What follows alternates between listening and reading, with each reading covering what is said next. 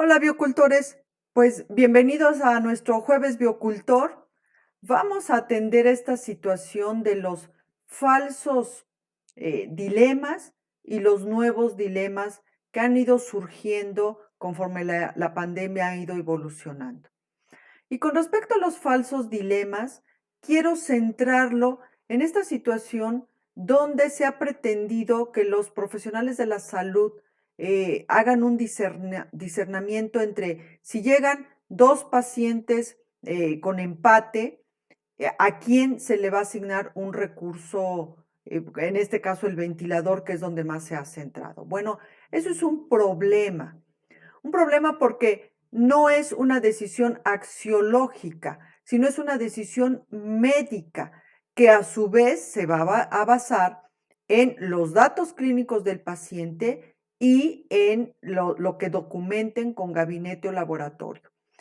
En la transmisión previa que atendimos, aquí está también en esta colección de empates en pandemia, les recomiendo que la revisen. Ahí establecimos que no existe el empate perfecto. Siempre va a haber un parámetro, un punto que determine quién tiene o quién debe tener la prioridad en la atención médica con el recurso que competa. Entonces, eso es un problema. Aquí el punto es que hay dos tipos de problemas. El problema determinado, que tiene una solución única o un número de soluciones muy acotado, 2, 3 máximo. Por ejemplo, apendicitis, apendicectomía, fin del problema. Ese es un ejemplo de problema determinado. Y existe el problema indeterminado, que tiene tantas soluciones y cada solución tiene su matiz que se llega a confundir con dilema, pero siguen siendo un problema, aunque haya muchas formas de solucionarlo y cada forma tenga sus matices, sus asegúnes, pero es un problema indeterminado. En este caso, que es un falso dilema que han querido establecer como dilema, pues la solución es que las instituciones den más recursos, que den todos los recursos necesarios para poder atender a todos los pacientes en la necesidad de cada paciente. Entonces, pero sigue siendo un problema, eso es un falso dilema. Y que calificaría como problema indeterminado. De ahí la confusión en creer que es un dilema. Pues la respuesta es criterio médico, no criterio axiológico. Ahora, los dilemas se caracterizan por el choque, la confrontación, el entrar en conflicto de dos lemas. Cada lema es un valor. Cada lema representa un valor que tiene la misma jerarquía que el otro. Entonces, cuando se contraponen dos dilemas, perdón, dos lemas, dos valores de la misma jerarquía, del mismo valor, a lo mejor no para las mismas personas, pero sí en términos axiológicos tienen el mismo valor. Entonces, aquí el punto es que cuando nosotros, dependiendo de la circunstancia, le damos más preeminencia a un valor, el otro en automático es delegado o pasa a segundo nivel. Y eso ya en el acto concreto representa un costo axiológico, el pagar un precio en término moral. Y por eso el cuestionamiento donde se centra un dilema es ¿qué es lo correcto? ¿Qué es lo más correcto? Por eso causa mucha incertidumbre, mucha angustia, a veces hasta desesperación, porque se centra en qué es lo correcto, qué es lo más correcto de hacer de delegar, qué valor tenemos que delegar para saber que nos estamos orientando hacia lo más correcto. Por eso son decisiones muy difíciles y soluciones siempre imperfectas, porque hay un costo moral y queda ahí una sensación de, ¿habremos hecho lo correcto? Y por eso el dilema exige deliberación, exige reflexión, exige consenso para de verdad estar seguros que se hizo lo más correcto a la luz de las circunstancias. En este sentido, quiero plantear estos nuevos dilemas que han ido surgiendo y que, en mi opinión, ameritan ponerse en el plano de la palestra del debate y de la opinión. Porque en la medida en que se vayan resolviendo, van a determinar costos sociales. Suponiendo, en el supuesto de que caigamos en un estado de excepción, es decir, cuando el todo está rebasado, ¿a qué población habría que priorizar para poder tener acceso de atención a la salud? ¿A la población COVID o a la población no COVID? Entendiendo que la población COVID tiene el 80% de posibilidades de fallecer, aún incluso con una atención médica adecuada, y la población no COVID tiene el 80% en proporción, el 80% de posibilidades de sobrevivir con la atención médica que se le proporcione. Entonces, en estado de excepción, suponiendo que cayéramos en un estado de excepción, ¿a qué población valdría la pena priorizar con acceso a la atención de salud para que lo último, el mínimo de reducto de recurso que se tenga sea mejor utilizado? Otro dilema, otro punto es, y ese creo que ya ni siquiera hay que esperarse a caer en estado de excepción, sino ya desde ahorita hay que estar viéndolo, es qué vulnerabilidad se debe proteger más. La de los profesionales de la salud, que están obvio ahí en los hospitales, versus la vulnerabilidad de los pacientes, COVID o no COVID, que están necesitando atención sanitaria. Aquí el punto es que si no se protege la vulnerabilidad de los profesionales de la salud, corremos el riesgo de ver contagios y fallecimientos exponenciales, lo cual mermaría la mejor herramienta que se tiene ahorita en este momento para contender en el paso en que vamos de la pandemia y lo que todavía falta. Entonces, en ese sentido, ¿qué vulnerabilidad se debe proteger más? Obvio, lo ideal serían las dos, pero la experiencia nos está demostrando que no está siendo posible. Entonces, en un momento dado, ¿a quién vas a proteger más?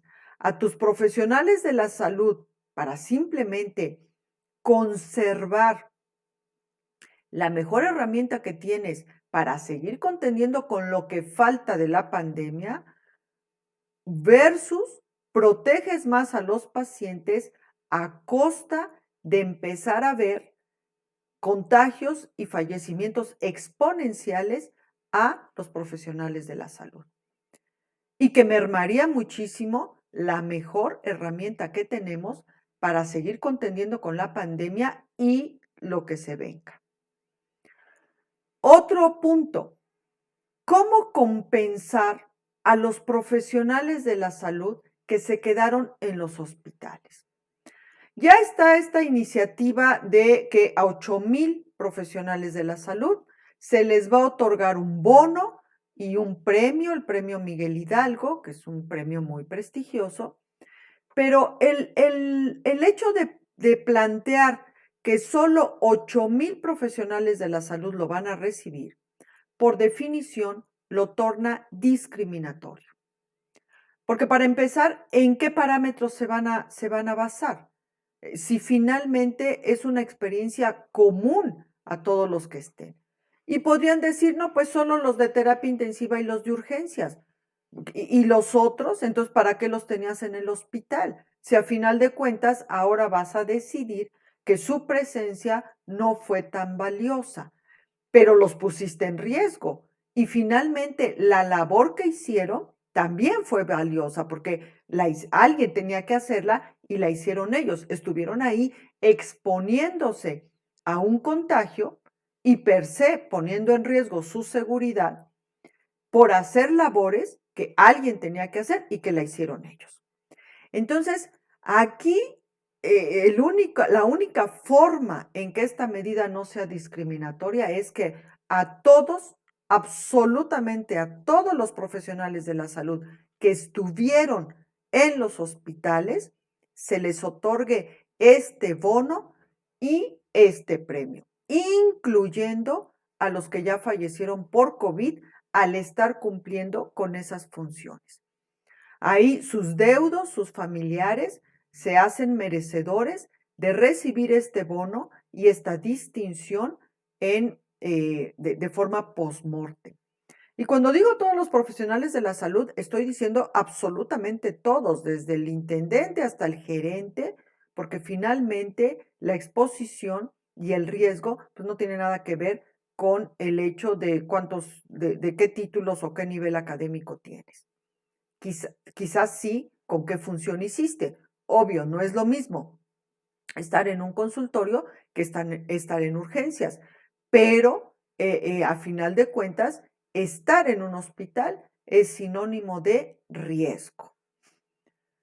Ahora bien, también que no vaya a suceder esta cuestión de que algunas instituciones tienen más número de premiados o de distinguidos por el puro hecho de decir, es que son más, es una institución que representa a más médicos.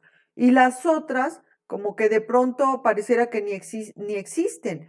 No, o sea, ese argumento no va. Aquí todos los hospitales, sean chicos, sean grandes, sean de gran prestigio o no, que estén atendiendo pacientes COVID, todos esos profesionales de la salud, así estén en la sierra, así sean de la institución más prestigiosa, están en riesgo de contagio, en riesgo de fallecimiento por ese contagio o de lesiones orgánicas, secuelas graves por padecer la enfermedad, y todos se hacen meritorio de este reconocimiento por parte de las instituciones correspondientes. Incluyendo a los fallecidos, como ya mencioné. Otro punto, se ha tornado una situación imperante conseguir la vacuna y de hecho conseguirla en tiempo récord. Se está pensando 11 meses, 18 meses, que sí es un tiempo récord. Pero aquí el punto es si se torna válido por lograr eso, saltarse varios pasos que en términos o en regulación de ética de la investigación y en materia de experimentación se tornan obligatorios o se tomaban como obligatorios. Esta cuestión de primero inocular ratones, después ratones genéticamente modificados, después un grupo pequeño, un grupo piloto de humanos, y después ese grupo hacerlo un poco más grande, luego más grande, y finalmente lanzarlo a población abierta. Son normalmente los pasos dichos así de forma muy general. A veces se meten modelos matemáticos, en fin. Pero ahorita, en esta cuestión, en este afán de buscar esta vacuna, ¿hasta dónde se torna ético, válido, saltarnos todos estos pasos y brincar directamente a la inoculación en humanos, en pequeños grupos, pero después más grande, y finalmente lanzarlo a la población en general, con periodos de observación pues relativamente cortos, 5 meses, 3 meses, 8 meses, y después otra inoculación y ver qué pasa y finalmente lanzarlo. PETA, un grupo muy radical en materia de defensa de los derechos de los animales, su respuesta es muy clara. Dice, sí, sí se torna válido, sáltense todos esos pasos, váyanse directo a humanos y vemos qué pasa. Pues entonces aquí pues está esta cuestión de que si la vacuna se logra en estos 11 o 18 meses, es un hecho que se saltaron muchos de estos pasos. Y aquí es hasta dónde va a haber un costo social por hacerlo de esta manera. Entonces, ahí ver cómo aterriza la situación finalmente. Y el último punto que quiero atender aquí es este concepto que se está posicionando demasiado y que realmente preocupa, y preocupa mucho, porque es un concepto un poco ambiguo y como que tiene un lado oscuro que no gusta, y es esto de la nueva normalidad, que todavía no se entiende bien en qué va a consistir esta nueva normalidad. Y preocupa porque, como decía un maestro mío, que todo lo nuevo hay que verlo con el ojo derecho del optimismo y con el ojo izquierdo del escepticismo. Y yo añadiría con el tercer ojo de la precaución, de la prudencia. Entonces, ¿hasta dónde esto de la nueva normalidad? ¿Dónde termina esto de dejar viejos hábitos, viejas conductas humanas en aras de control epidemiológico? ¿Y hasta dónde está comenzando una nueva normalidad bajo el título de control para mejorar el control epidemiológico, pero en realidad esté comenzando un control biopolítico, donde el Estado es el que va a determinar qué conductas se vuelven permisibles en público y qué no para evitar epidemias o resurgimiento de epidemias? Y que estas conductas pueden ser cosas tan humanas como tocarse la mano, tomarse la mano, abrazarse, darse un beso. Y entonces, ¿hasta dónde estas se empiezan a tornar peligro público, riesgo de sanidad pública y empiecen incluso a ser sancionadas en aras de el bien mayor o el bien social? Pero entonces aquí hay una línea donde, repito, hasta dónde termina de verdad la necesidad epidemiológica y hasta dónde comienza un control biopolítico de la conducta humana, desde cosas muy simples, muy de cotidiana, hasta cosas ya mucho más graves, como por ejemplo la libre agrupación, en el sentido de ya no se puede uno agrupar ni pública ni en privado más de 10 personas, por decir algo, o más de 50 personas, que quede prohibida la libre agrupación. Entonces, imagínense congresos, reuniones sindicales, sociedades, etcétera, etcétera. Entonces, esto de la nueva normalidad, a mí me parece que es un término que sanamente debemos evitar, que no debemos utilizar. Se me torna muy peligroso, muy oscuro en algunas de sus partes, y simplemente entender que en la historia de la humanidad, el humano ha tenido que hacer adaptaciones a distintas pandemias, a distintas situaciones, pero que es como la vieja normalidad, simplemente ajustada, adaptada a las nuevas circunstancias, donde se adquieren otros hábitos que la persona tiene que ir asimilando por pura seguridad propia. Por ejemplo, el lavado de manos, tan sencillo como eso, el lavarse las manos de forma más frecuente por puro sentido higiénico y de precaución ante riesgos epidemiológicos. Pero eso es una cosa y que simplemente eso es por líneas educativas y líneas educativas como todas las líneas educativas que se han tenido que desarrollar para ir adquiriendo noción, conocimiento de qué tenemos que hacer y qué no, por pura higiene o seguridad de autocuidado, por sentido de autocuidado. Pero eso es, repito, eso es una cosa y otra, que el Estado empiece a determinar qué conducta debe hacerse, qué conducta no debe hacerse y sean sancionables en aras de un control epidemiológico, pero que sean conductas como las que mencioné al principio, que son humanas, demasiado humanas. Bien, biocultores, pues dejo en la palestra estos cuestionamientos. Digo, no esperen que yo les dé la solución. Son temas de debate, de foros, algunas con aspectos muy dilemáticos, donde la propia sociedad tiene, al someterla a debate, al someterla a discusión, tiene que decidir qué costos pagar, qué balanzas, hacia dónde inclinar las balanzas, entendiendo que cada vez que la balanza se hace así, hay un costo social, hay un costo moral que tenemos que asimilar simplemente, efectivamente, para en aras de lo más correcto o lo más benéfico para la sociedad en sí.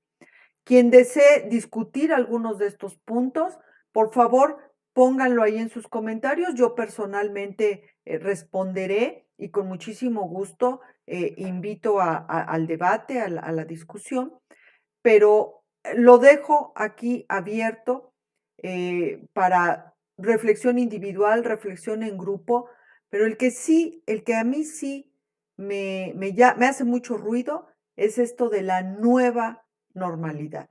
De verdad, de primera instancia, les repito, mi mejor recomendación es no lo usen. No lo usen porque si no, entonces se empieza a arraigar, se empieza a sembrar y puede a la larga representar algo muy, muy peligroso en términos de control, de biocontrol, de condicionamiento y de una especie de fascismo oculto, muy sofisticado, muy sutil, en aras de un bien social de control epidemiológico. Me parece algo muy, muy peligroso. Bien, biocultores, pues gracias por acompañarnos siempre a nuestro jueves biocultor.